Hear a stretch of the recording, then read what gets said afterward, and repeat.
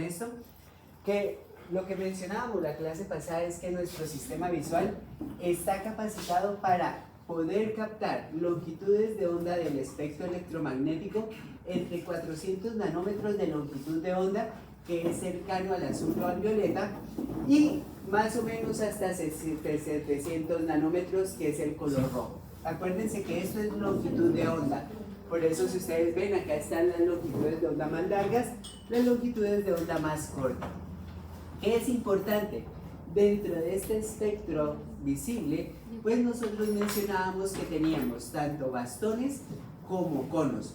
Y llamo la atención en los conos, ¿por qué? Porque hoy vamos a ver que en particular tenemos un cono que está destinado para el azul, otro cono para el verde y otro cono para el rojo, que en parte es como lo que se denomina tricolor. Una cosa importante también que mencionamos, aparte de lo que es el estímulo o las ondas de luz electromagnéticas que podemos captar, era el poder de refracción que tenían las diferentes partes del ojo o componentes del ojo. Principalmente, si veíamos, pues la córnea y el cristalino son las principales estructuras que me permiten la refracción de la luz.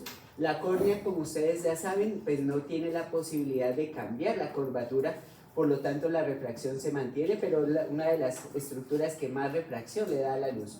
Y el otro que sí se puede modificar es el cristalino, que es el que estamos viendo aquí. Y en última instancia llamo la atención cuál es la función de esa refracción de la luz. Pues como mencionábamos, una de las funciones fundamentales que tiene el cristalino a través de la acomodación es permitir llevar los puntos focales al punto de principal sitio de recepción o de discriminación visual, que es la fóvea. Y de hecho lo comparábamos, esa estructura de la fóvea dentro de la retina, con eso que se llama el sensor de imagen. Entonces, claro, toda la estructura del cristalino pues me permite llevar esa información al centro de recepción. ¿Qué me interesa mostrarles el día de hoy? Pues lo que me interesa es hacer la conversión o los procesos que hace la luz para poder llevar esa información hasta corteza cerebral. ¿Qué me gusta de esta imagen? Y de hecho pocos libros tienen este tipo de representaciones. Lo que nos muestra es la mácula, y acuérdense que en la mitad de la mácula tenemos lo que es la fóvea, que es esta pequeña hendidura que nosotros tenemos en la mitad de la mácula. ¿Por qué llamo la atención en esta fóvea? Porque de hecho en esta representación gráfica aparece algo interesantísimo, y es que si ustedes ven en la fóvea, es en la única estructura o en la única parte dentro de la retina que las ondas de luz no pasan a través de las células neuronales. De hecho, fíjense que está como completamente limpio. ¿Por qué?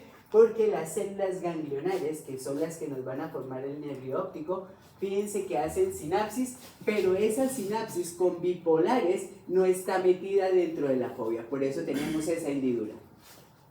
Entonces llamo la atención, ¿por qué? Porque pocas refracciones o pocos golpes de los fotones tenemos en esta zona, mediado de que tenemos pocas células que interfieran con la llegada de la luz.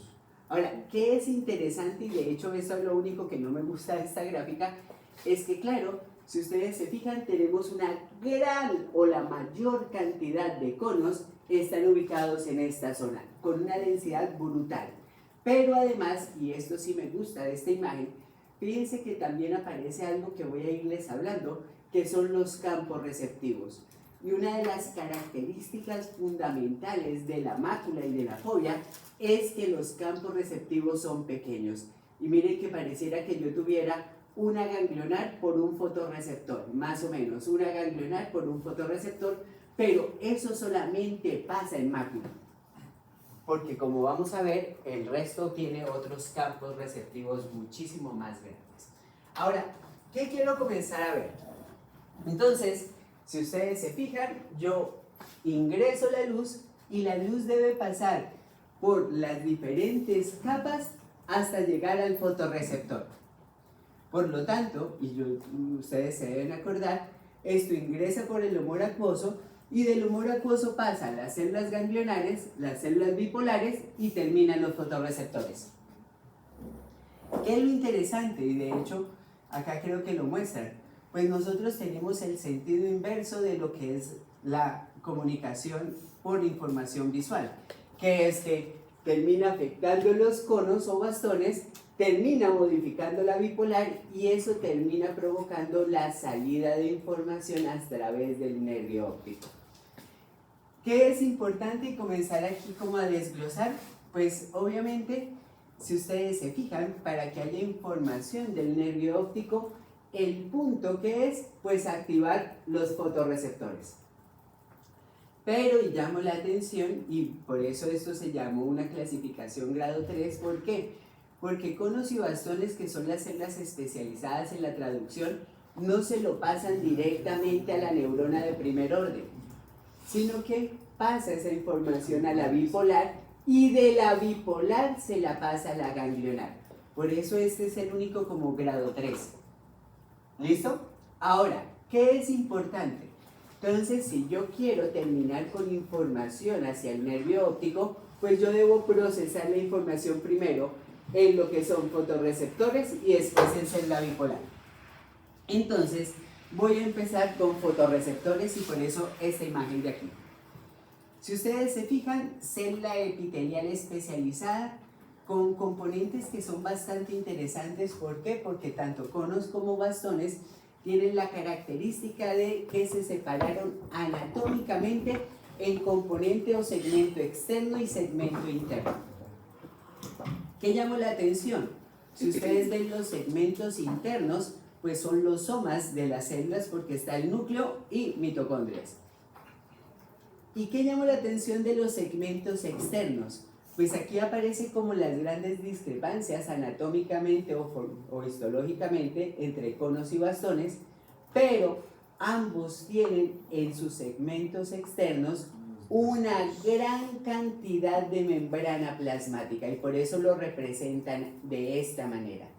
Igual pasa con el segmento externo del bastón, el cual tiene una gran cantidad de membrana celular. Entonces, si ustedes se fijan, los componentes o segmentos externos que están cerca a lo que es el epitelio pigmentado tienen la característica de tener una gran cantidad de membrana celular. ¿Y por qué menciono la gran cantidad de membrana celular? Pues porque si ustedes se fijan, estos componentes de los segmentos externos que ustedes ven aquí de los fotorreceptores, que es esta representación gráfica que ustedes ven aquí, pues contiene dentro de estas membranas la gran cantidad de receptores que pueden llegar a detectar los fotones. Entonces, esto tiene una característica, ¿por qué? Porque es que estas membranas de la lámina externa, pues lo que me hace es incrementar dramáticamente la superficie de membrana celular. ¿Y eso qué me permite? Incrementar dramáticamente la cantidad de canales que se unen a fotorreceptores. Por eso, si ustedes ven, miren que aparecen estos puntos que son las proteínas que se llaman rodopsinas, que se encargan de la captación de los fotones. Entonces, claro, estas células epiteliales pues son fundamentales. ¿Por qué?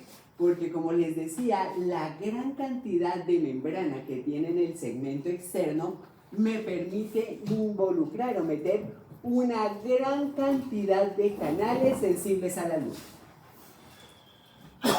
¿Qué llamó la atención? Y empiezan algunas diferencias. Si ustedes ven en el bastón, a diferencia del cono, se denomina la proteína rodopsina, mientras que a la de los conos se le llaman moléculas pigmentadas, pero tienen muy parecido a la función de la rodopsina.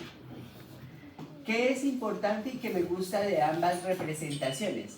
Fíjense que aunque el bastón tiene una mayor cantidad de membrana, pues el cono también incrementa la extensión de membrana y por ende ambos tienen una gran cantidad de receptores de fotones.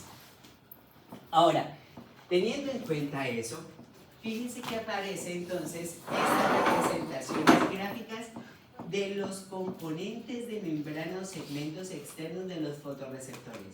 Y como les mostraba en la ilustración que hacen, mostrarle la gran cantidad de pliegues que hace la membrana para incrementar la densidad de canales. Entonces, y aquí aparece algo interesante porque estos fotorreceptores fue difícil de aislarlos completamente, pero cuando se logró, Pues fíjense lo que se encontró. Pues aparece la molécula membrana celular de fosfolípidos, normal, y aparece lo que les mencionaba del bastón, que es la rodopsina. Que de hecho las otras moléculas pigmentadas son muy parecidas, pero tienen pequeñas variaciones. ¿Qué quiero que mostrarles del canal de rodopsina? Primero, la característica fundamental es que tiene 7 segmentos transmembranales.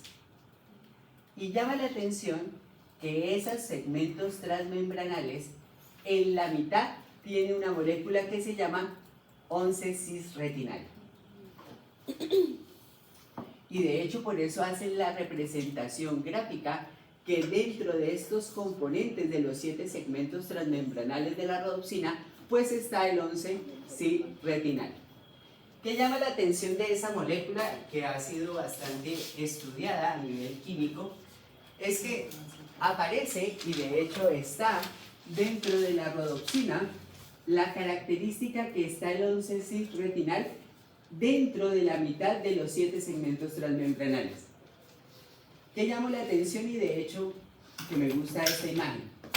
Fíjense que esta proteína que me permite la rodopsina, que me permite la captación de la luz, que tiene 7 segmentos transmembranales. Cada segmento se llama opsina. ¿Listo? Entonces son 7 opsinas con un 11-cis-retinal. ¿Qué llama la atención? Y de hecho por eso la representación gráfica que ustedes tienen aquí es que ese 11-cis-retinal puede cambiar a all trans, que es un cambio de la configuración por un cambio del enlace químico a través del contacto de la luz. Entonces es llamativo, ¿por qué? Porque el contacto con el fotón hace que cambie de 11-cis-retinal a all trans, es decir, que se estire la pata. Y llama la atención de que se estire la pata, ¿por qué? Porque en última eso es lo que pasa. Y llama la atención cuando no hay luz, y llama la atención cuando hay luz. No hay luz, hay luz. No hay luz, hay luz. Y llama la atención, ¿por qué? Porque claro, cuando no hay luz, el 11-cis-retinal está flexionado. ¿Y qué llama la atención de que esté flexionado? Que el canal está cerrado o inactivo. Pero el canal se activa cuando la pata se estira por el contacto con el fotón, provocando su actividad. Entonces esto es off, on. Off, on, y todo mediado por el 11-cis-retinal. ¿Sí está claro? Que está metido obviamente dentro de las 7 opsinas y por eso permite el cambio configuracional del canal. ¿Vamos bien? ¿Sí está claro esto hasta aquí? Entonces, pequeños detalles. ¿Cuáles son los pequeños detalles? Y de hecho a mí me ha encantado volver a retomar visual, porque como les decía, en sistemas sensoriales no estábamos tan claros con los diferentes canales. Y si hay un mierdero en canales, es en visual. Ya les voy a mostrar solamente la apertura. De verdad, hoy es como la abertura, porque realmente en sistemas visuales yo hoy les voy a resumir muchísimo, pero hay una gran variedad dentro de la estructura celular, como hay una gran variedad de células ganglionales que tienen diferentes neurotransmisores. Por eso lo que yo voy a hacer es como buscarles la información más específica, pero hay muchas cosas que todavía no conocemos. ¿Qué me llama la atención? Y de hecho estos fueron de los primeros estudios con fotorreceptores. ¿Qué hicieron? Desde la intensidad de luz más baja hasta la intensidad de luz más intensa. ¿Y qué quiero que observen? Pues que realmente en la medida que yo coloco más luz, la célula se hiperpolariza más. Y de hecho, miren la gráfica, ¿por qué? Porque en la gráfica tengo valores de milivolts y van hacia abajo, es decir, va hacia valores negativos.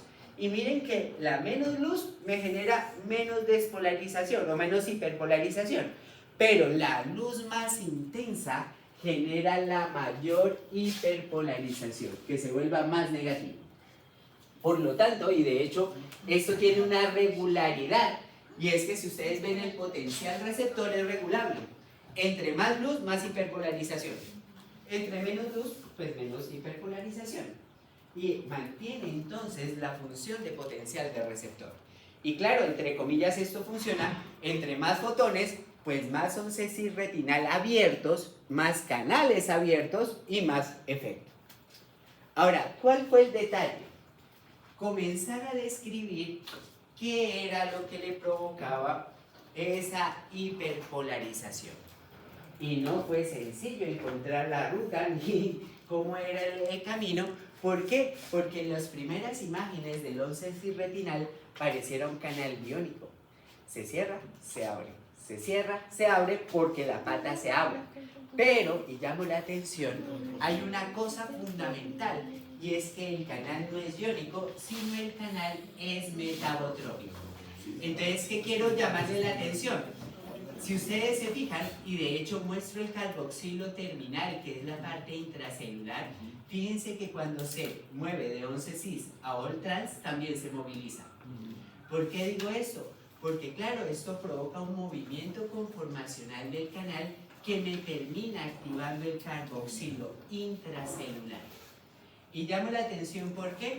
Porque ese carboxilo, cuando se activa, termina activando la proteína G, que activa fosfodiesterasa, y llamo la atención de la fosfodiesterasa, ¿por qué? Su función es la disminución del GMP cíclico. Por eso, si ustedes ven, yo tengo una flecha que el MP cíclico se vuelve GMP. Pero esto en estas células es importante, ¿por qué? Porque estas células tienen dentro de sus membranas, aparte de la rodopsina, tienen canales catiónicos dependientes de GMP cíclico. Y por eso ustedes ven sodio y calcio. Entonces, llamo la atención, ¿por qué? Porque en ausencia de luz, yo no tengo la fosfodiesterasa activada, por lo tanto tengo GMP cíclico y por lo tanto tengo apertura de canales de catiónicos dependientes de GMP cíclico. Pero ¿qué pasa cuando pongo fotón? Pues cuando pongo el fotón, activo la fosfodiesterasa, disminuyo el GMP cíclico y cierro los canales. Por eso entre más fotones, más hiperpolarización, porque más cierre de estos canales. Es regulable, ¿por qué? Porque regulamos las concentraciones de GMP cíclico. Entonces, de hecho, hay otra imagen que me pareció importante que ustedes la vean, y es la membrana celular del bastón, la rodopsina, llega a la luz, cambia a all trans, cambia el carboxilo terminal, activa a lo que es la fosfodiesterasa, y miren que la fosfodiesterasa, ¿qué hace? Disminuye los niveles de GMP cíclico para cerrar canales catiónicos. ¿Qué me gusta de esta imagen? Aparece la proteína G específica del sistema visual que se llama transducina. ¿Y la transducina qué es? Pues es lo que termina modificando la rodopsina, y esta transducina termina activando la fosfodiesterasa para disminuir los niveles de AMP cíclico. Entonces, todo el fenómeno de traducción de los fotones es mediado entonces en última instancia por cambios en segundos mensajeros. Y esos segundos mensajeros afectan algún canal biónico. Entonces, teniendo eso en cuenta, yo sí puedo llegar a mostrar esto. ¿Qué quiero mostrarles aquí? Oscuridad, tengo GMP cíclico, tengo entrada de canales o entrada de cationes, sodio y calcio, e ingresa. Por lo tanto, mi célula está despolarizada. Cuando coloco luz, ¿qué provoco? Que el GMP cíclico se disminuya, se cierran los canales y por tanto se hiperpolariza la célula del fotorreceptor.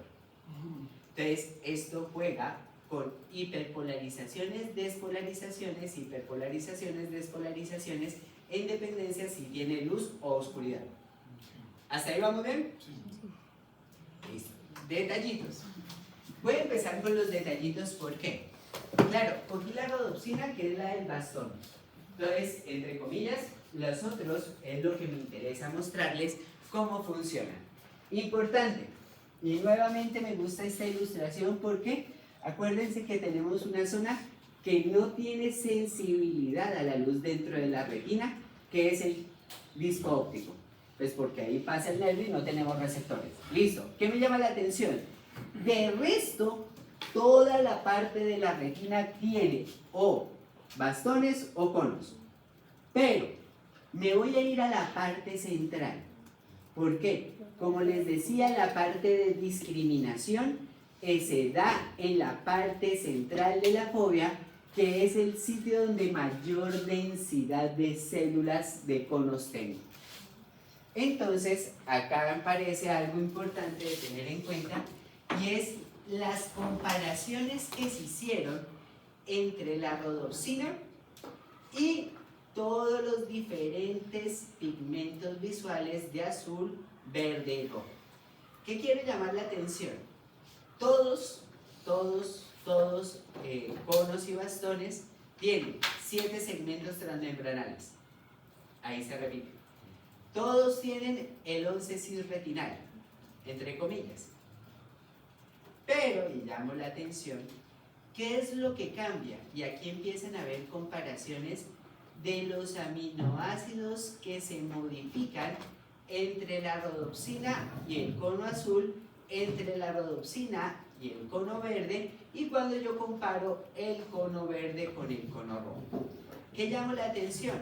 Claro, si ustedes ven, aunque la estructura de los 7 segmentos transmembranales se mantienen, la característica que es modificaciones de algunos aminoácidos.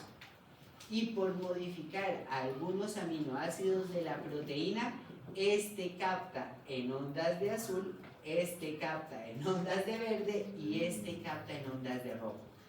¿Qué llamó la atención de esta gráfica? Fíjense que dentro de los genes, los más cercanos son los genes del cono rojo y cono verde, que de hecho están muy próximos, en los cuales tienen muy pocas modificaciones de aminoácidos, los puntos rojos. Es decir, que son los dos canales más cercanos entre sí, entre las isoformas. ¿Qué más quiero mostrarles? En cambio de esos aminoácidos, ¿qué provoca? Algo que ha sido interesante de revisar es que modifica las longitudes de onda, el cual provoca la hiperpolarización. Entonces, por eso a esto se les separó como conos azules. ¿Por qué? Porque responden a ondas de longitud pequeñas o bajas, como son las cercanas a 400 nanómetros. Pero, y llamo la atención en la gráfica, no significa que solamente responde hacia estos colores. Miren que responde a verde y responde al guito amarillo. ¿Qué más tengo? Tengo entonces el otro que es el bastón verde, el cono verde, y llamo la atención, ¿por qué? Porque nuevamente su punto más cercano, o la mayor generación de impulsos, lo logra cercana a la longitud de onda del verde, pero miren que va desde el rango del azul hasta casi el naranja. ¿Qué es esto? La cantidad de luz que puede absorber. Y por último, aparece lo que es el cono rojo, que ustedes ven aquí, que es el que termina dándome las longitudes bajas de onda. Entonces, llamo la atención porque, como les decía, no significa que cuando yo tenga un color azul solamente se me activa el azul, o cuando yo tenga un verde solamente se activa un verde, o cuando activo el rojo solamente se activa el rojo, sino esto es las frecuencias relativas que se pueden llegar a activar, y como ven, en cada color yo puedo tener o la activación de 1, 2 o 3. ¿Listo? De hecho, se hicieron algo que a mí me pareció espectacular, que se llaman los platos isolumínicos, en los cuales tienen que, importante, acuérdense que yo separo por longitudes de onda. Entre más pequeña sea la longitud de onda, mayor la frecuencia. Entre más pequeño, sí. Y entre mayor sea la longitud de onda, menos frecuencia. ¿Listo? ¿Por qué digo esto? Porque entonces, y de hecho en clasificación, ustedes ven S, L y M. ¿Qué es S? Corto, mediano y larga longitud. Entonces, ¿por qué lo separaron así? Porque como ustedes ven, el S es el azul. ¿Por qué? Porque es el que tiene más corta la longitud de onda. Y mayor frecuencia. Entonces, el de mayor frecuencia. Por eso se llama el cono S.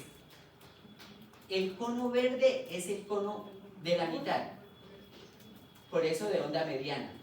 Y el rojo es el de mayor longitud de onda. Por eso es de onda larga. Entonces, por eso acá tienen azul, corto, rojo, largo y verde mediano. Por las longitudes de onda. ¿Qué quiero llamar la atención? Fíjense que acá tengo un degradé de diferentes colores y lo que nos muestran que es o el incremento o la disminución de la actividad de esos conos para cada color. Y por eso les decía que entonces la construcción del color, ¿qué es? Pues depende de la captación de los tres tipos de cono y la integración que se haga. Entonces, y de hecho a mí me gustó mucho esta imagen de acá. ¿Por qué?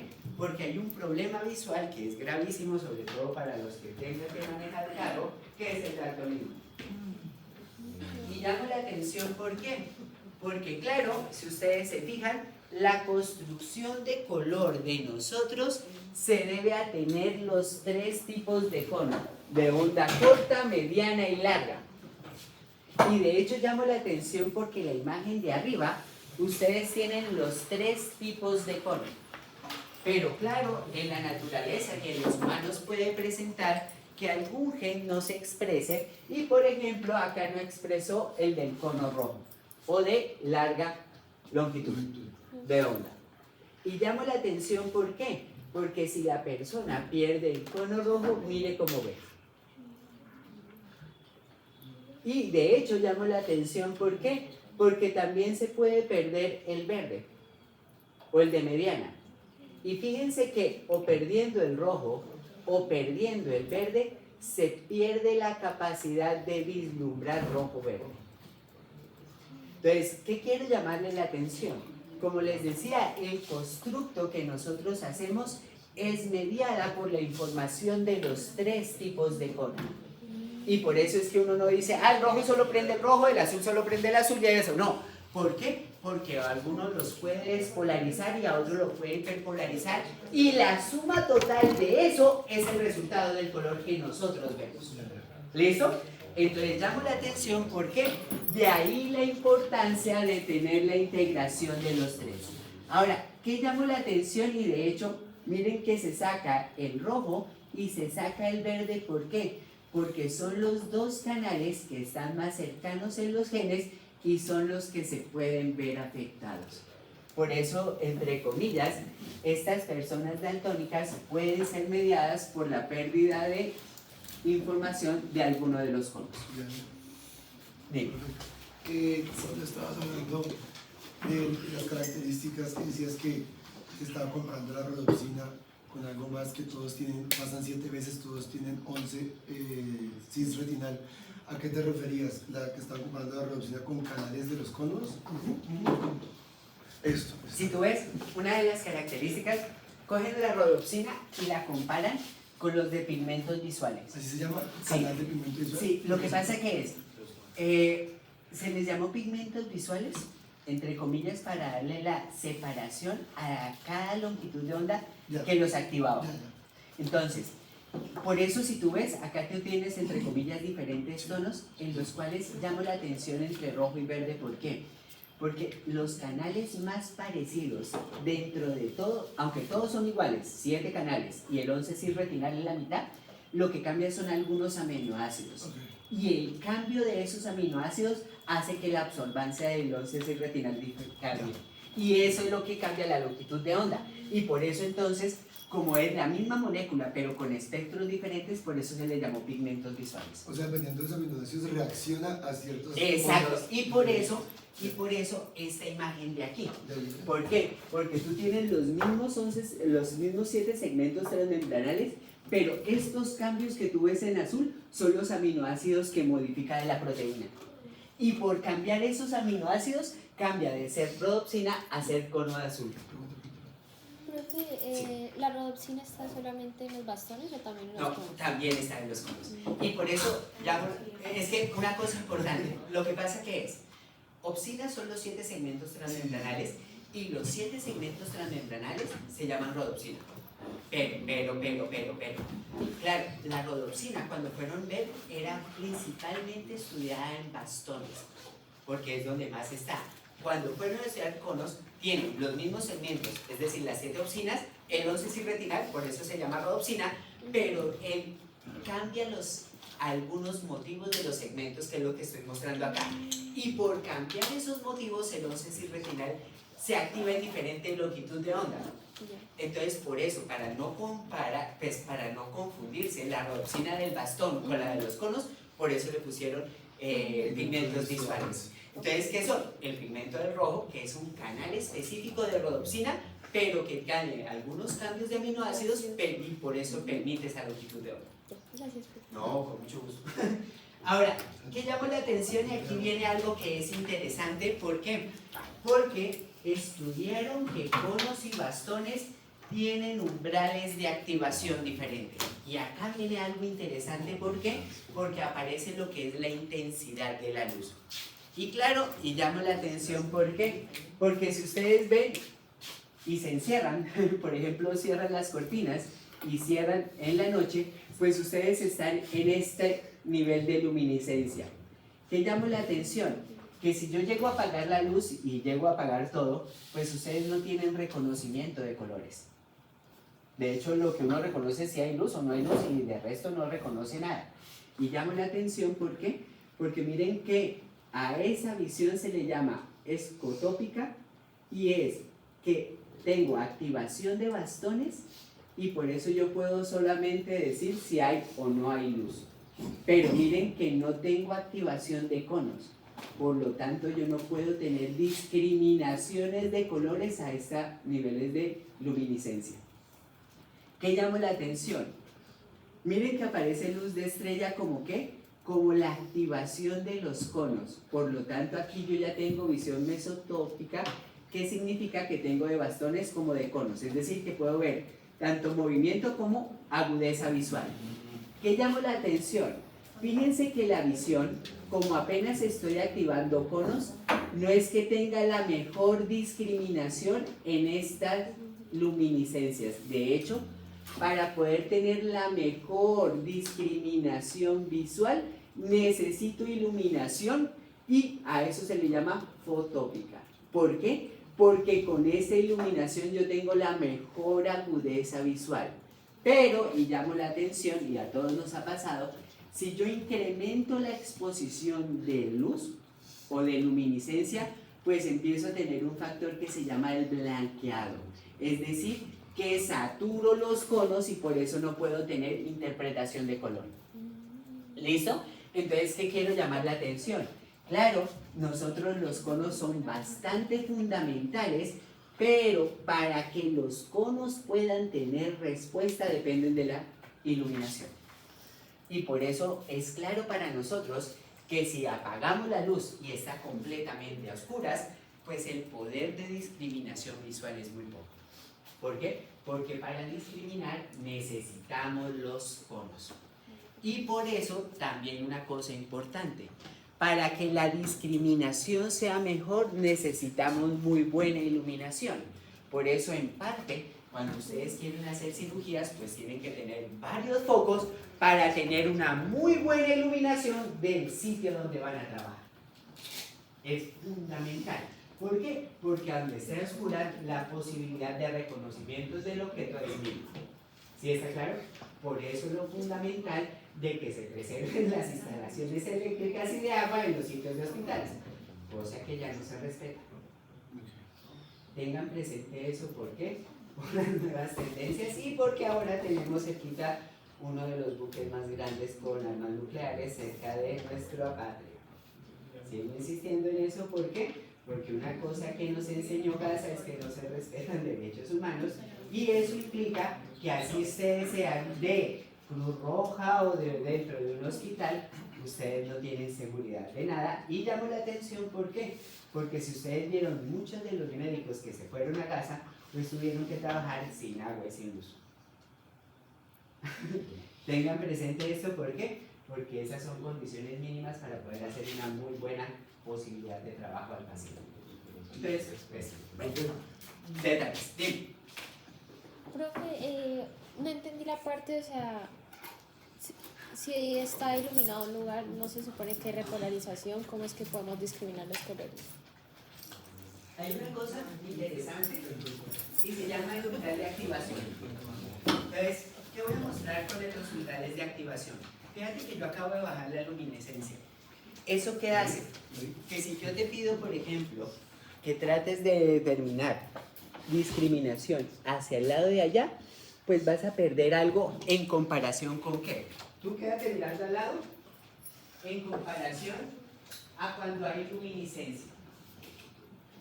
Y llamo la atención el cambio que hay con luminiscencia. ¿Por qué? Porque como te decía, lo que me gusta de esa imagen es que no todos los canales tienen los mismos umbrales de activación. Acá que tengo activo principalmente bastones. Pero llamo la atención, ¿por qué?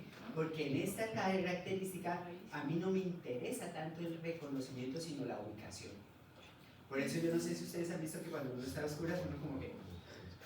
Lo que le interesa más que buscar un cosa específico es como no ubicarse en el espacio. Pero cuando tú tienes incrementa de la iluminación del sitio, tú tienes la activación de los umbrales de los conos. Entonces, cuando tú puedes tener la luminiscencia para activar los conos, tú ya puedes entrar a la discriminación. Entonces, en parte lo que llamo la atención acá de la visión, ¿qué es? Una visión fotópica, que es la que tiene mayor agudeza visual, requiere una buena iluminación. Profe, pero me imagino que cuando apagaste la luz también hay de haber algún que otro cono activado, ¿no? Claro, porque maneras... yo estoy más o menos por este lado de acá, es decir, que tengo conos activados. Pero llamo la atención porque, aunque tenga conos activados, no es el mejor punto de activación de todos los conos. Por eso, si tú ves, necesito correrme un poco más en la iluminación para mejorar la visión visual. Y por eso, la agudeza visual depende de la luminiscencia. Entonces, claro, yo puedo tener los conos muy bien, pero si estoy a oscuras, pues no puedo activarlos. Pero, Es eso. pero en mesópica voy a tener activados tanto rodopsina como pigmentos visuales siempre. Sí. Y fíjate que por eso yo tengo mesópica, porque tengo de los ángulos, de ambos. Mientras que después, cuando paso a fotópica, mira que los bastones ahí ya están saturados. Ah, eso es lo que te iba a preguntar. Entonces, llamo la atención, ¿por qué? Porque este blanqueamiento, entonces, ¿qué es? Es mediada por la sobresaturación de los diferentes conos. Ya. Sí. Voy para allá. Listo. Entonces, ¿hasta aquí vamos bien? Voy a complicar la cosa. Sí. Porque hasta ahora voy en el fotorreceptor. Entonces necesito detallitos. ¿Qué detallitos necesito? Como les decía, la información no se queda en el fotorreceptor, sino la información debe pasar a la célula bipolar y de la célula bipolar a la célula ganglionar, que sería el nervio óptico. ¿Vamos bien? Sí. Esto tiene detallitos. Entonces voy a empezar la sinapsis. Detallitos. Uno de los detalles importantes, como les mencionaba, es que la fobia mantiene campos receptores pequeños. ¿Qué significa? Que de una célula del cono se conecta con una célula bipolar y con esta una célula ganglionar y se va. Pero, miren afuera de la mácula. ¿Qué llama la atención afuera de la mácula? Que afuera de la mácula tengo campos receptivos grandes. ¿Qué significa eso? Que miren que una célula bipolar recibe información de muchos conos y bastones. Por lo tanto, esta responde a cualquier actividad de cualquiera de ese grupo. ¿Sí está claro? ¿Qué más llama la atención? Dentro de las características que tenemos es que los fotorreceptores se hiperpolarizan. ¿cierto? Con la luz. ¿Van conmigo? Sí. Entonces, detallitos. Quiero empezar con este detalle porque, aunque la gráfica de acá me muestran células ganglionares, también pasa lo mismo con las células que forman el nervio. Es decir, lo mismo que pasa con la bipolar, pasa con la ganglionar. ¿A qué hago referencia? Bipolares de grandes campos receptivos terminan en células ganglionares de grandes campos receptivos. Mientras que células bipolares de campos receptivos pequeños se mantienen las células ganglionares de campos receptivos pequeños. ¿Qué llamo la atención y empiezo la separación? Como esto queda en la fobia, y en la fobia tengo principalmente conos, por eso se ha dicho que la discriminación depende de la fobia por campos receptivos chiquitos. Pero afuera o en la periferia de la mácula, que tengo más bastones que conos, la característica es que son campos receptivos grandotes, con células ganglionares también grandotas. Es como cuando uno dice tocar aquí, tocar con la espalda. Esa, es como lo de la espalda, de que si tocas un punto, pues terminas tocando varios puntos. Bueno, ¿por qué menciono esto? Empecemos. Sí, toca estirar y todo para eso. Bipolar, se hiperpolariza con la luz. Perdón, fotorreceptor. Sigue bipolar y de bipolar ganglionar, que sale el nervio óptico. ¿Qué llamó la atención? Se me cuelan, y de hecho esta imagen me gusta, ¿por qué? Porque ustedes ven que yo tengo una comunicación que va a ir ascendiendo hasta el nervio óptico.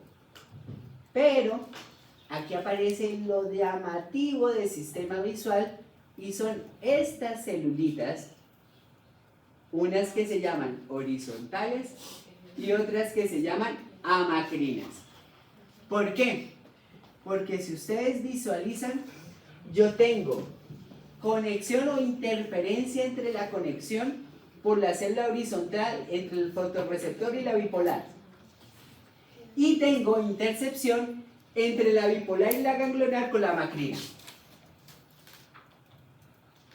En mi época, ya suena viejo, no se conocían los berracos canales porque qué berraquera para tener diferentes tipos de genes, pero ya tenemos algunas cositas de información que les quiero mostrar. Primero, algo que hace llamativo las células horizontales y amacrinas es que terminan formando campos receptivos circulares. Entonces, claro, yo les decía, esto viene de campos receptivos de una bipolar que puede coger varias. ¿Qué es lo interesante?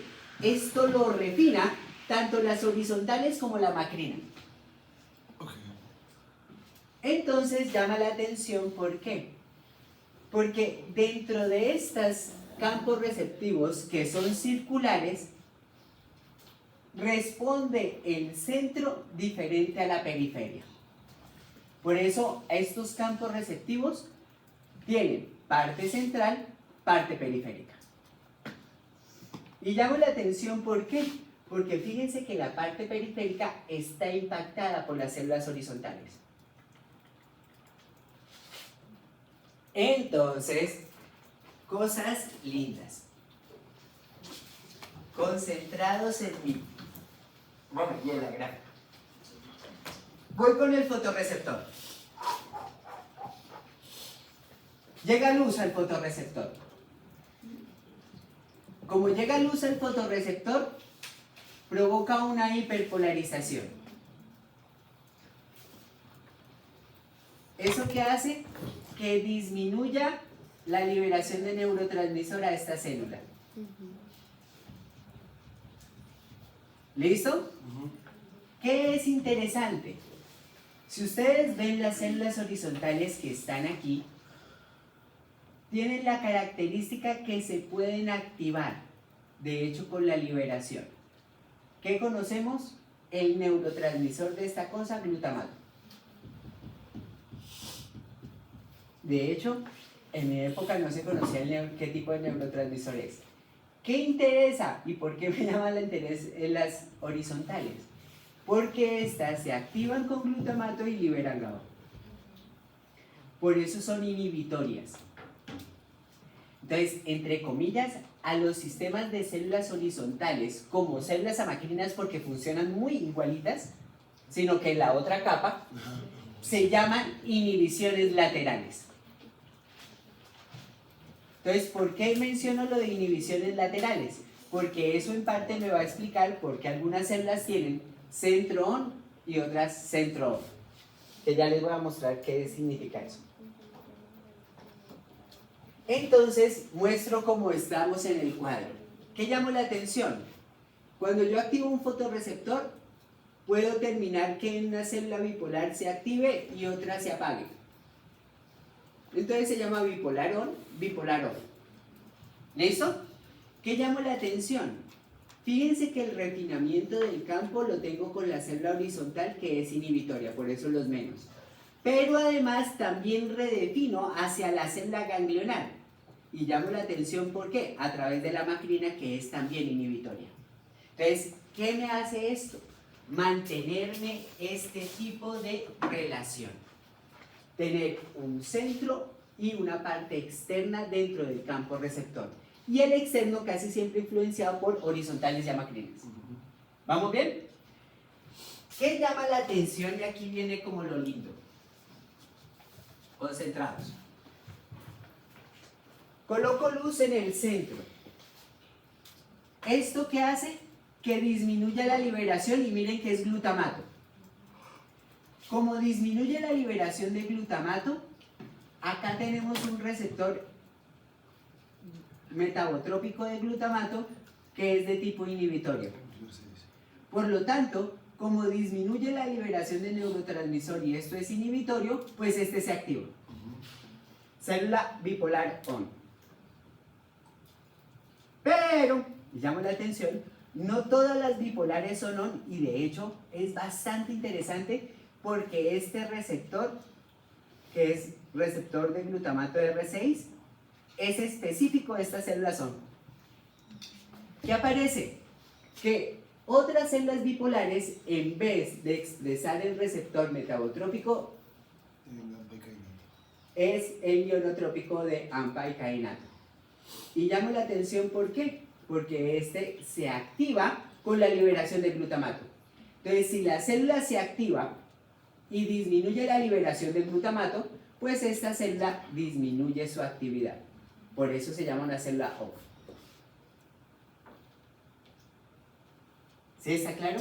Entonces, ¿qué quiero mostrarles? No, profe, otra vez, por favor. Tranquilos. Yo puedo tener, y de hecho les voy a mostrar, que puedo tener campos receptivos que se llaman on o off. ¿En qué consiste el on o el off?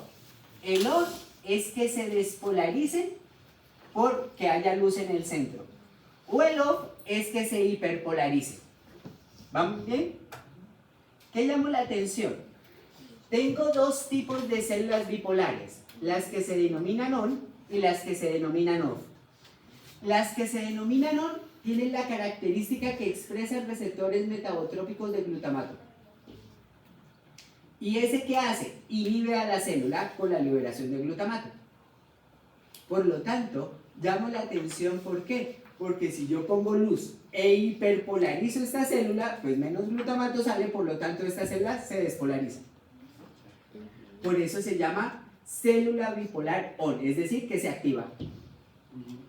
Pero hay células bipolares off, que en vez de activarse con la luz, se inhiben con la luz. Entonces, ¿qué llama la atención? A esas células bipolares que expresan AMPA y cainato, que son canales ionotrópicos de glutamato, pues al disminuir el glutamato, pues disminuye su despolarización, por eso se apaga. Entonces, ¿qué estoy diciendo? Que yo puedo tener campos receptivos con células bipolar on o con células bipolar off en dependencia del tipo de receptor que contengan. ¿Y eso qué me permite? Entonces, ¿cuál es la diferencia? Y vamos allá. Miren acá, tengo mi campo receptor, parte interna, parte externa. ¿Qué llamo la atención? Que si yo pongo luz en el centro, miren que incrementa la cantidad de potenciales de acción. Sí.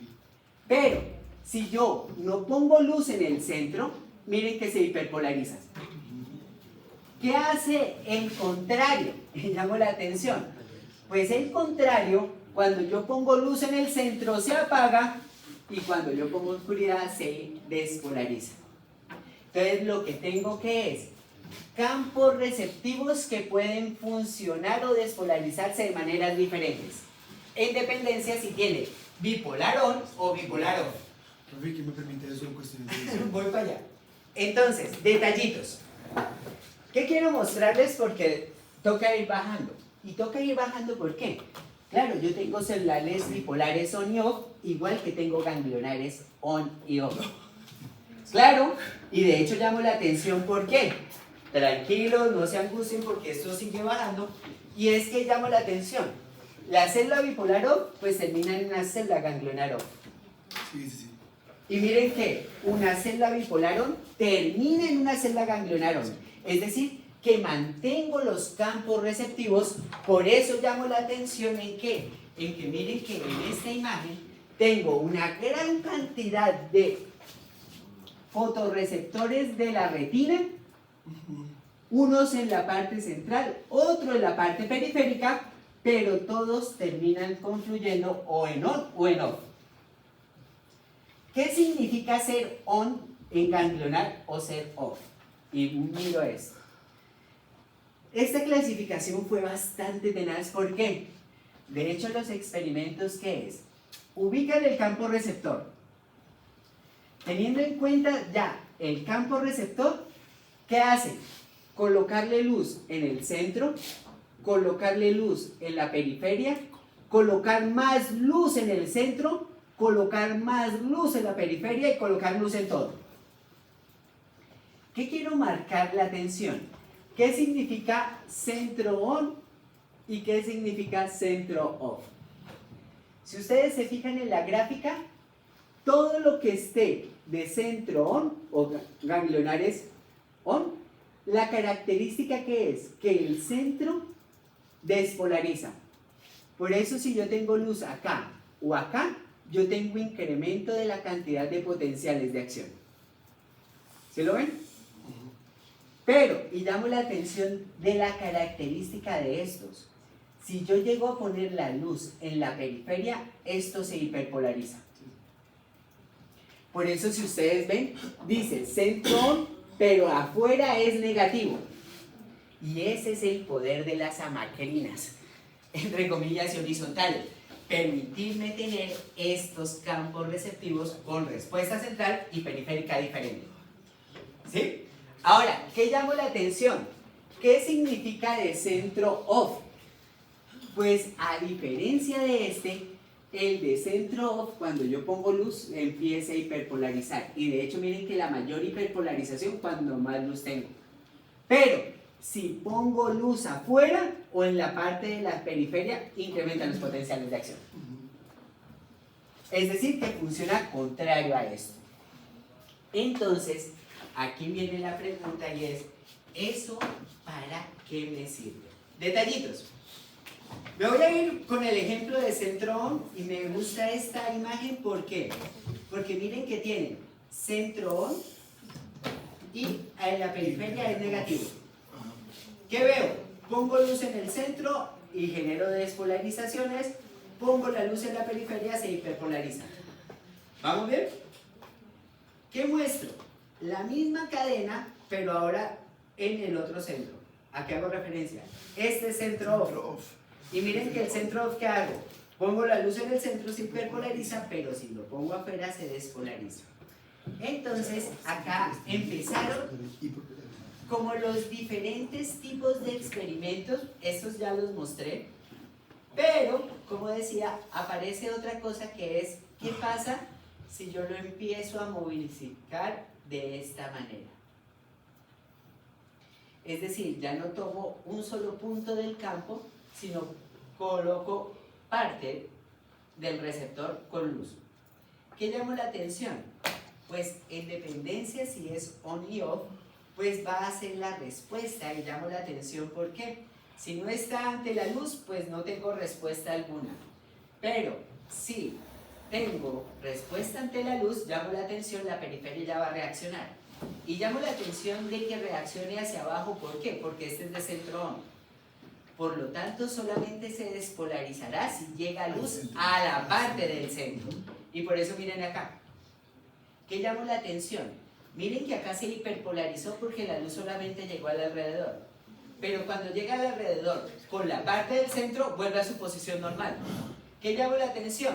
Pues miren que yo puedo o incrementar o disminuir la frecuencia de potenciales de acción en dependencia de qué parte del campo llegue la luz. ¿Sí está claro? Entonces, claro, ¿esto qué me permite? Pues responder de manera diferente en dependencia a qué punto de la onda de luz llega. ¿Sí está claro? Sí, señor. Claro. Una cosa importante. Haz de cuenta que de la retina hacia allá tú formas campos receptivos. ¿Qué significa? Tengo todo un bloque de células que me van a terminar en un solo nervio. ¿Listo? Ese es un campo. Entonces, tengo campos que son de centro ON y tengo otros campos de centro OFF. Centro ON es que si yo prendo la luz, esto aumente la despolarización, por eso se llama ON. ¿Listo? Y llamo la atención, ¿por qué? Porque mira que acá en centro ON, que tiene despolarización en el centro, cuando yo pongo la luz en el centro, mira que incremento los potenciales de acción. ¿Qué es lo llamativo? En la periferia de ese campo receptor, si yo pongo la luz, esto se hiperpolariza. Entonces, ¿cuál es el detalle? Si tú ves, la retina no es que llegue luz específica o a la parte del centro o a la parte de la periferia. Eso es parte de la investigación, que yo tiro una luz y trato de mirar y le tiro la luz a la periferia. ¿Qué es lo que realmente pasa en la retina? Pues en la retina tú tienes varios campos receptivos en los cuales o no llega luz o llega luz. Entonces llamo la atención, ¿por qué? Porque, por ejemplo, si no llega luz, mira que yo tengo una respuesta basal del fotorreceptor, de la célula bipolar y de la célula ganglionar. Pero cuando le pongo la luz en parte del campo receptor, mira que ahí ya lo estoy hiperpolarizando. Entonces, ¿qué me permite esto? Que en dependencia de cómo llegue la luz al campo receptor, o yo hiperpolarizo, o me mantengo, o despolarizo. Entonces, ¿eso qué me permite? Poder determinar los cambios de imagen cuando pasan de un campo receptivo a otro campo receptivo, y eso es lo que me permite saber que un objeto está en movimiento. Y es que llamo la atención, ¿por qué? ¿Cómo yo puedo saber que un objeto está en movimiento? Pues cuando pase de un campo receptor a otro campo receptor. Entonces llamo la atención, ¿por qué? Como les decía, esto es a manera de investigación, pero ¿qué es lo que pasa? Pues yo tengo una parte de la retina en la cual puede recibir en parte de ese campo receptor la luz y generar dentro de ese campo receptor una hiperpolarización. Si fuera de centro off, ahí tendría una despolarización, porque hay una cosa importante, esto tiene centro on y centro off, centro on, centro off, porque realmente está repartido, por eso, sí, por eso ustedes nunca en ningún libro dicen, no, hay más on de off, no, están completamente repartidas, pero eso que me permite, pues poder censar la entrada de luz en cada campo de receptor de la retina. Entonces, entre comillas, lo que le decía que es, cuando yo paso algo de aquí a acá, es que la luz se está moviendo, el objeto se mueve. O sea que cada vez que cambia de campo receptivo... Cada vez que cambia de campo o se mueve dentro del campo, genera cambio de la despolarización y eso te genera la señal. Y eso intercala entre campo receptor... Exacto. Y por eso llamo la atención, ¿por qué? Porque es que toda la retina afuera de la mácula está con campos receptores on-off. Y entonces yo con la mácula yo no puedo detectar el movimiento también como lo puedo detectar con Es que ahí llamo la atención en algo importante. ¿Qué tenemos en la mácula? Ya no tenemos campos receptores, sino son individuales. ¿Por qué? Por discriminación. Exacto. Por eso llamo la atención de esta separación. ¿Por qué? Porque lo que tú me dices es muy cierto. Todo lo de movimiento es por periferia, pero todo lo de discriminación es con fobia. ¿Y por qué? Primero, campo receptor muy chiquito, y dos, tengo la separación por colores, que es lo que me permite poder discriminar. ¿Sí? Sí, sí. Bien, bien, bien. Listo. Entonces, llamo la atención en algo de los campos receptores. ¿Por qué? La mayoría de los efectos visuales tienen que ver por cómo llega la iluminación a los diferentes campos receptores. Para que me entiendan, ¿cuál, si ustedes ven esta barra de la mitad, en dónde está más oscura? ¿Al lado izquierdo o al lado derecho? Izquierdo. Y llamo la atención en estos detallitos. ¿Qué pasó? ¿Qué pasó? Y llamo la atención, y de hecho, estos son los efectos de tener campos receptivos. ¿A qué hago referencia? El poder determinar un tipo de iluminación o un tipo de color depende de qué? De que en los contrastes que yo tenga en los laterales de ese objeto. Entonces, claro, si ustedes ven lo que ustedes dicen es muy cierto, yo lo veo más oscuro al lado izquierdo que al lado derecho, pero eso verlo más oscuro al lado izquierdo que al lado derecho no es porque el objeto sea diferente en color, sino que tiene contrastes diferentes que nos hacen ver diferentes. Y a esto es lo que se le llama distorsiones visuales. Y de hecho, algo que yo no me había acordado, yo no sé si ustedes vieron el hashtag de dress, que era un vestido que era, o que puede ser azul o negro en dependencia de la iluminación, o dorado y blanco. Y de hecho llama la atención, ¿por qué? Porque el azul, que es muy diferente, el azul con el negro, al dorado con el blanco, pues cambian es por el lado de iluminación donde yo le ponga.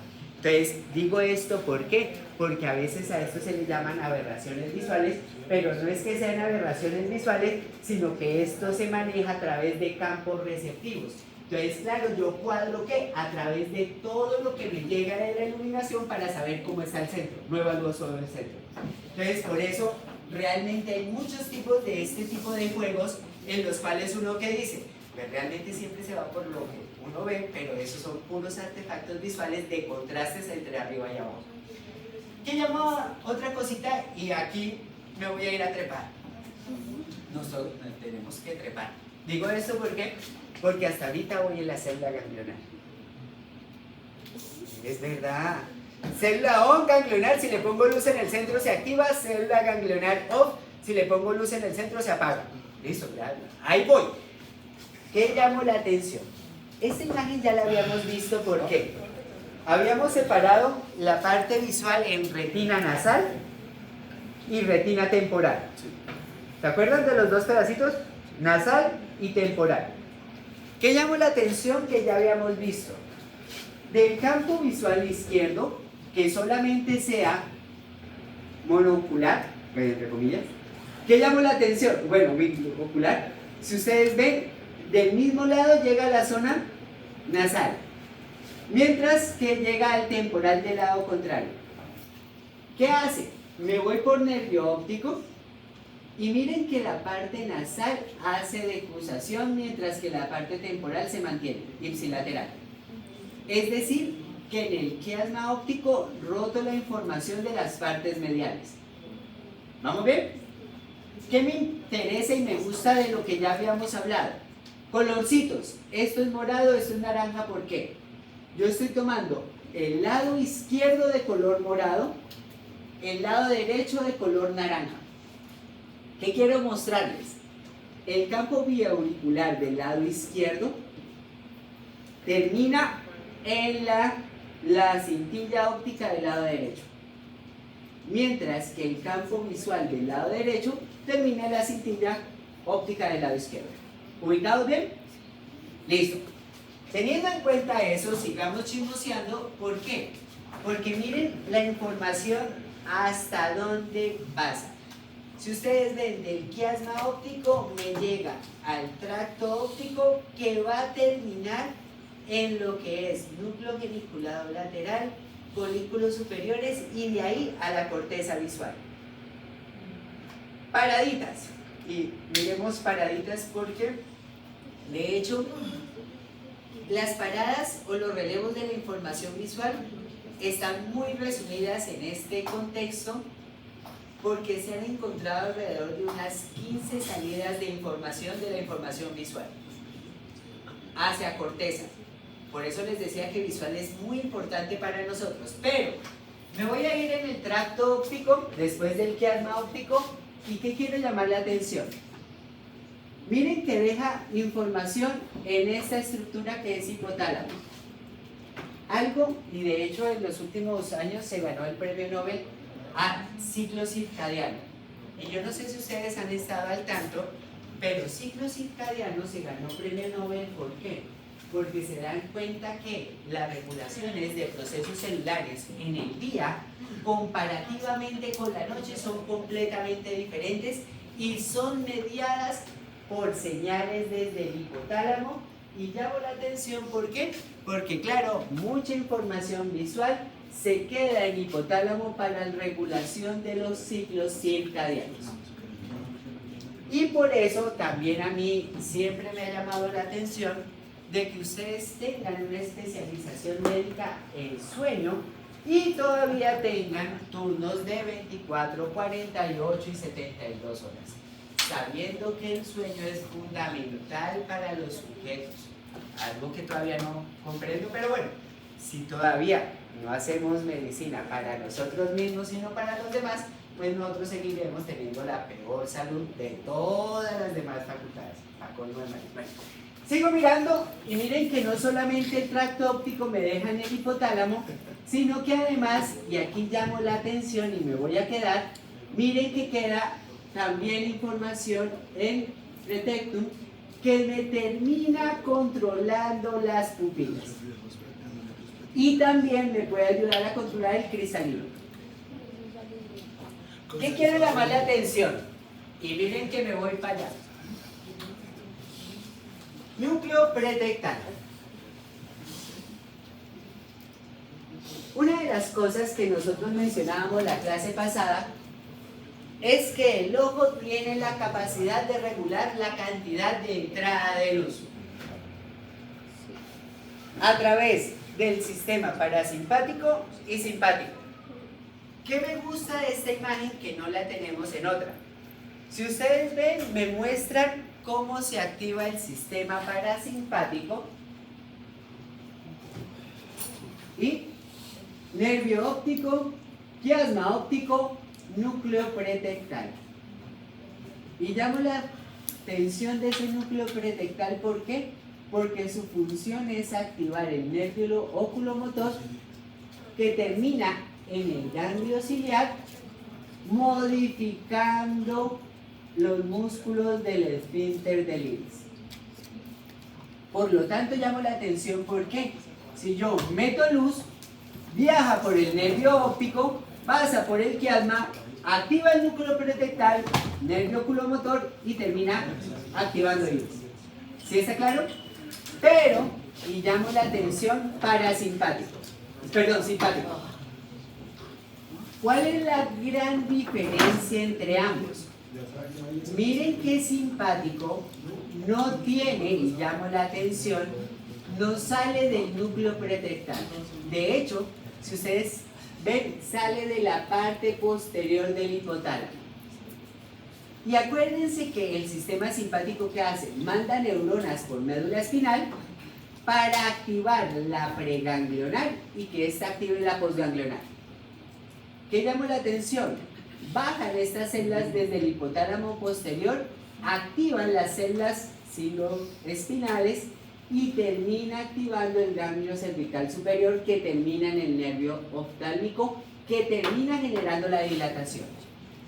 Entonces, estas dos vías son vías diferentes, pero lo que me interesa mostrarles que es esto. Si ustedes ven, nosotros habíamos dicho que el sistema parasimpático disminuía el tamaño para disminuir la entrada de luz, mientras que el simpático lo dilataba. Entonces llamo la atención porque aquí aparece una de las pruebas fundamentales, y yo creo que de pronto ayer la hablaron, del reflejo pupilar. ¿Qué es el reflejo pupilar? que yo le coloque luz al ojo y que el ojo se reduzca el tamaño. A eso se le llama miosis. Entonces, miren esto. ¿Uno qué puede hacer? Pues uno puede coger una linterna, coger el ojo del paciente y colocarle luz. ¿Qué espero que pretendo? Y llamo la atención. Si yo llego y tomo y le pongo luz a un ojo, pues voy a tener tanto la nasal como la temporal. Y menciono esto ¿por qué? Porque ambas se me activan. Si ambas se me activan, llamo la atención, uno va a llegar al núcleo pretectal del lado izquierdo, pero otro va a terminar ¿en qué? En el núcleo pretectal del lado contralateral. Entonces, llamo la atención ¿por qué? Porque claro, como ambos viajan y terminan en ambos núcleos, pues yo termino provocando una respuesta consensual de ambos ojos. Es decir, que si yo estimulo acá con luz, este se me debe contraer también. ¿Sí es claro por qué? ¿Por qué? Porque como les decía, ambas informaciones, nasal y medial, pues van a poder ir a ambos núcleos pretectales. ¿Y eso qué genera? Que yo pueda activar la parte parasimpática. Entonces, llamo la atención de esto, ¿por qué? Miren, todo esto es lo que se denomina respuesta normal. ¿Qué quiero que observen? Ambos ojos con dilatación pupilar. ¿Qué hice? Le pongo luz a este ojo y ¿qué quiero que observen? Miren que se contrae también el contralateral. Pongo luz a este, miren que también se contrae el contralateral. ¿Qué pasaría si yo tuviera una lesión de uno de esos nervios antes del quiasma óptico? Pues fíjense que si yo pongo luz, no genera ni constricción ni bilateralmente. ¿Esto qué significa? Que la información que viaja a través de la retina nasal y temporal no está llegando al núcleo pretrectal que me permite la activación del parasimpático. Por eso si ustedes ven, aquí entre comillas lo que yo tengo que es una pérdida de la información aferente del ojo izquierdo. ¿Por qué digo que es del ojo izquierdo? Porque miren que cuando yo lo pongo el estímulo en el ojo derecho sí se contrae, pero cuando pongo el estímulo en el ojo izquierdo no hay constricción de las pupilas. Por eso esto es una forma fácil de ver cómo está el sistema después del quiasma óptico hasta el pretérito. ¿Vamos bien? Sigo chismoseando y ahora necesito llegar a un sitio que es importantísimo y es el núcleo geniculado lateral. Visual es visual, ¿cierto? Importante. Hipotálamo, regulación. Núcleo pretectal, regulación del iris para regulación de la luz. ¿Qué llamo la atención? Estos son activaciones por vías reflejas, pero me queda lo consciente. ¿Y qué llamo la atención? Que toda la información que nosotros denominamos consciente va a terminar en el núcleo geniculado medial. Bueno, lateral, perdón. ¿Qué llamo la atención del núcleo geniculado lateral? Perdón. Importante. Si ustedes se fijan, dentro de la imagen, yo tengo la parte nasal, la parte temporal. Nasal, temporal. Como les decía, voy al núcleo geniculado lateral y lo que observo es que tiene información de ambos lados. Es decir, de ambos ojos. Obviamente de un mismo campo visual. ¿Vamos bien? ¿Qué llamo la atención? Si ustedes ven, son 6 láminas las que constituyen el núcleo geniculado lateral, que va desde la 1 hasta la 6. ¿Por qué le pusieron colores? Porque la 1, la 4 y la 6 son del lado contralateral, mientras que 2, 3 y 5 es ipsilateral. Pero esto llama la atención, ¿por qué? Fíjense que yo tengo el núcleo geniculado lateral dividido en 6 láminas. Lo interesante de eso, ¿qué es? Acá la tengo repartida por la información de dónde llega. Pero en la parte superior aparece la clasificación en dependencia del tipo de células. Y por eso les decía que el sistema visual tiene unos detalles, y es que miren que las células ganglionares, por ejemplo, tienen diferentes tipos: parvolar, magnocelular y coronoidal. ¿Qué es importante?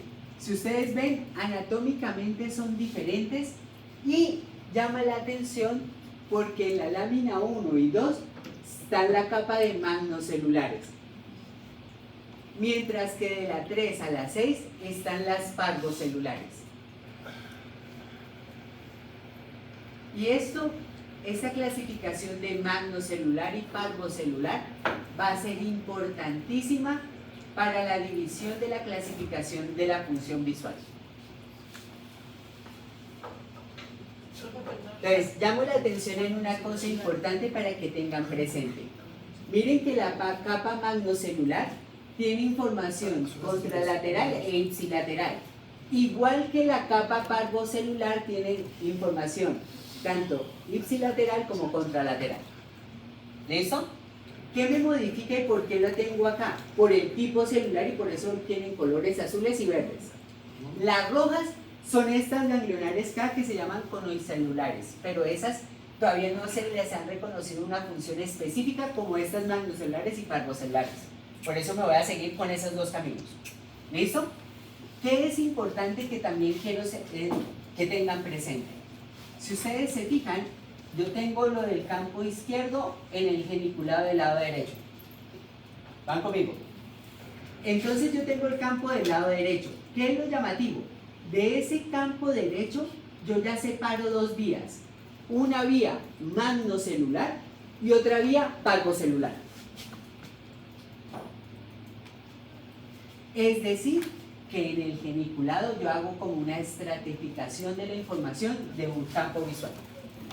Ahora, ¿qué estratifica y es lo interesante de este geniculado medial?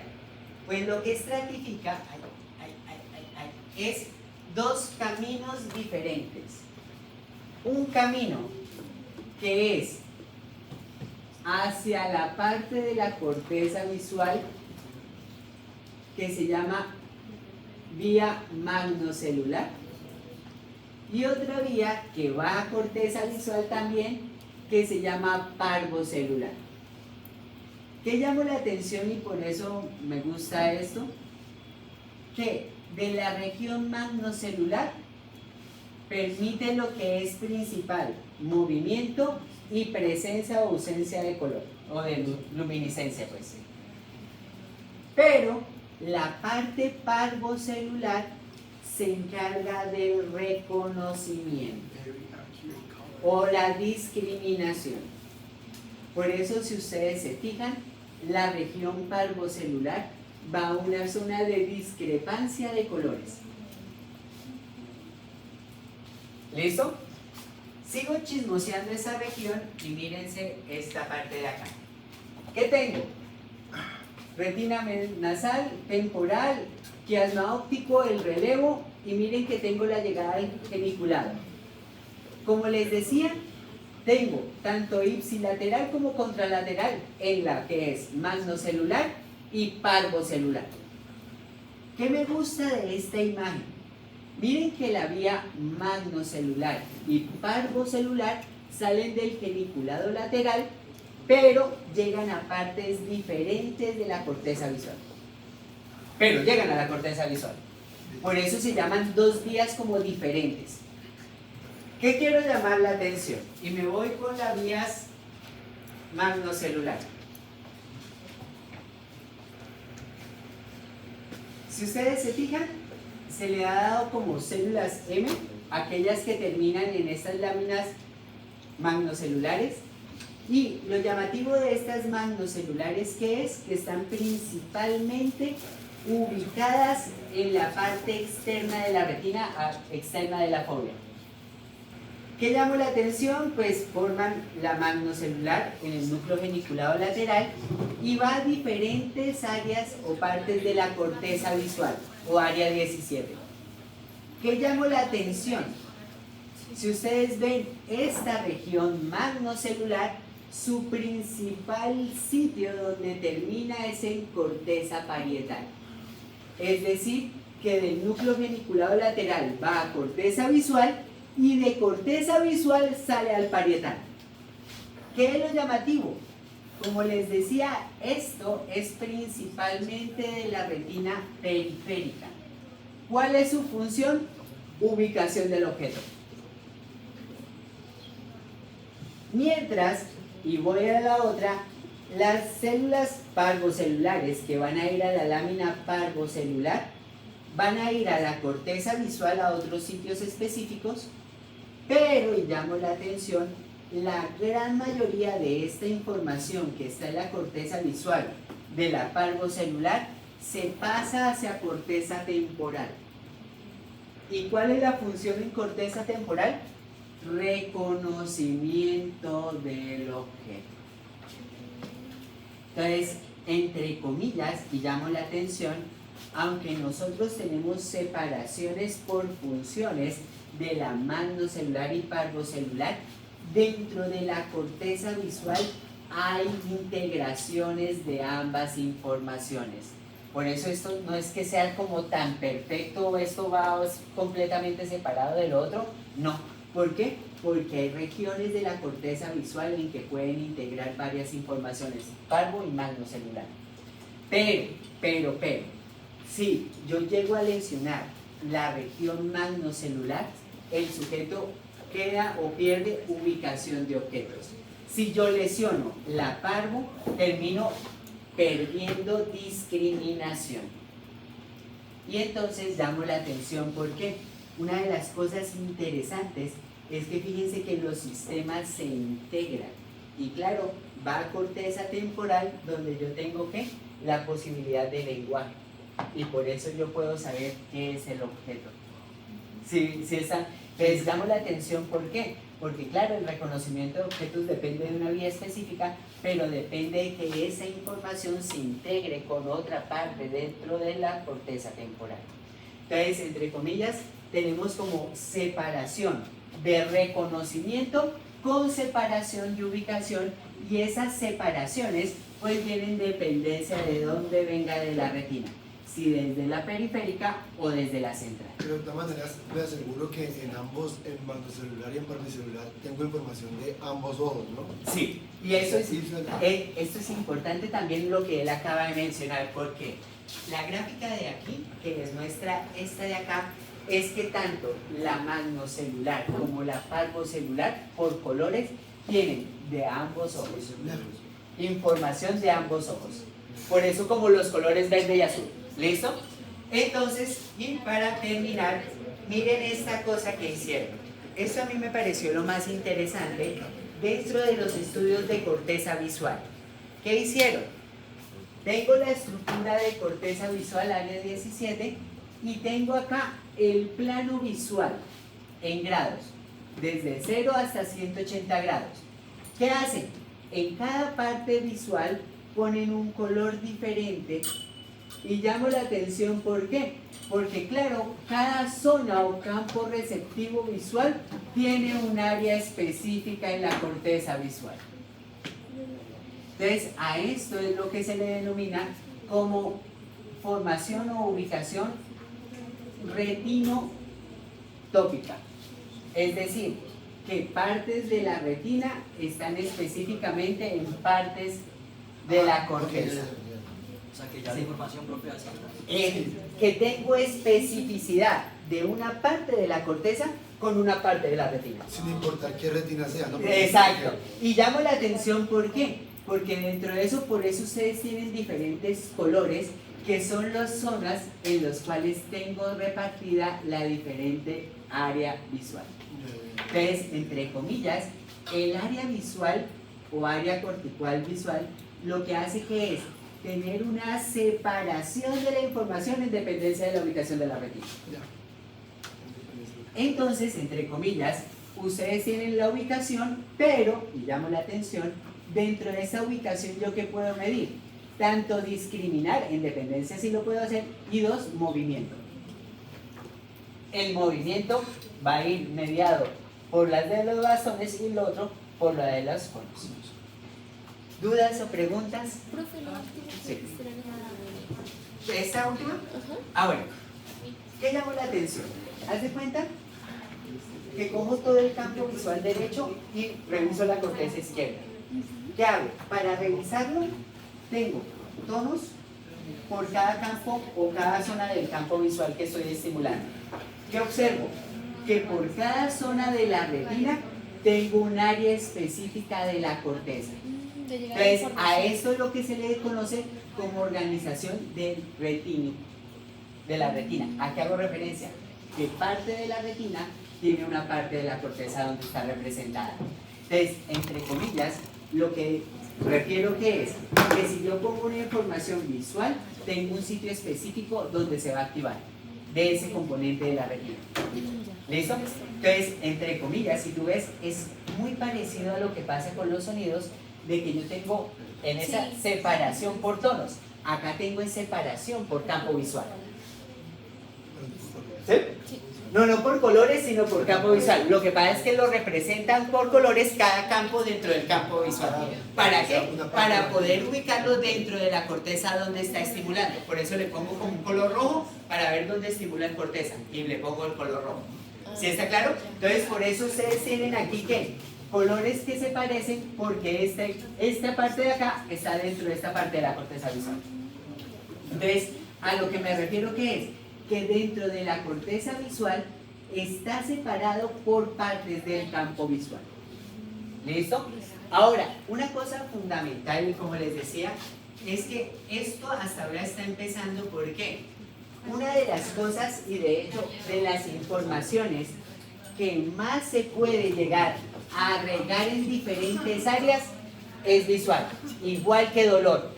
Y llamo la atención en esto, ¿por qué? Porque aunque nosotros estamos dando como geniculado, del geniculado al visual, y como que de ahí no pasará nada, realmente la información visual se queda en muchas áreas corticales y por eso hay muchas regulaciones que son mediadas por el ciclo circadiano que terminan regulando función cardíaca, respiratoria, presión arterial y un sinnúmero de factores internos. Por eso, entre comillas, aunque esta es como el desglose específico de la señal, la información visual tiene muchas otras funciones. ¿Dudas o preguntas? Me queda mañana con gusto